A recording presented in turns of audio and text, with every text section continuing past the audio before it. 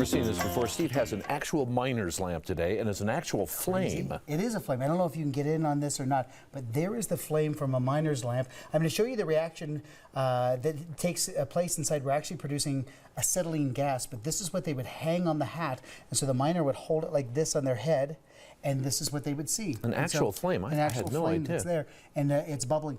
So I'm going to open this up and release some of the gas there so that we can work on this a little bit later on. All right, perfect. So let me show you what was happening.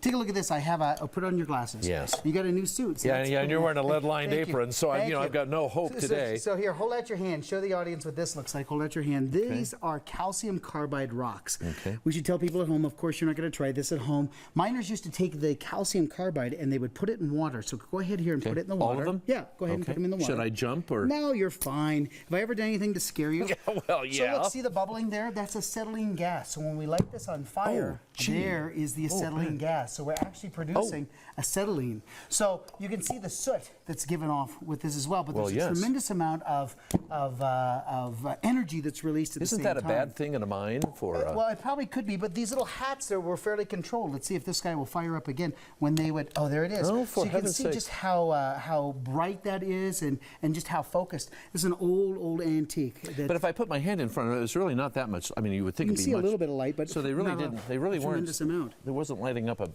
course, it's pitch black down there. That's but, right. Yeah. So I thought, here's what would happen if we did that same thing, but we do it in this juice jar right here. Right. Well. And then right before I light it, then I just kind of stuff this down inside here, and so we just kind of form a little barrier. Is that okay? Is that like a wick? Well, not really. Don't worry about it. It'll be fine. So watch this. So here's the calcium carbide that goes down inside. Okay, all right. And now I'm just going to push this down inside. We're making gas. Like this. Now we're plugging up the gas. All right, so now I'm going to light this on fire. I'll just go right here and take a good look at it. Yes.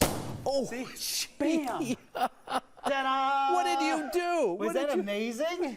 What did you do? You just touched. Did you put a hole in that? No, I put a little hole in this. Didn't you see that? I got another one for you. So oh, well, good, because once wasn't good enough. It wasn't enough, so you have to put a little, and we generate some of the gas. So that's so the lesson is that this is acetylene gas is fairly unstable. Well, like it can be. It's a triple bond, and so you're actually breaking that triple bond. So if I kind of wad this up and push this down here like this. Yeah, now everybody's backing up. Everything's fine, and now you light like this. Oh, see? Ta-da!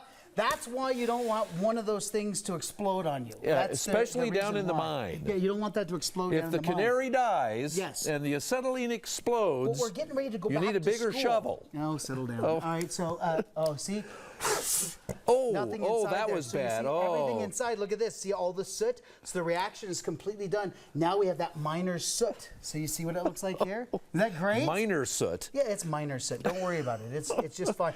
I am celebrating getting ready to go back to school because this is a classic demonstration that a chemistry teacher would do. You do this for the kids? Right. I'm sure they look at these kids in our studio. They're totally enraptured. I teach teachers how to do this. I don't teach kids how to do this. They're going to do it in class for later on. You tell them about your exciting thing, and I'll do one more. All right, so what you want to do, of course, you want to go to the 9news.com or the Steve Spangler Science website. Exactly. The colorful.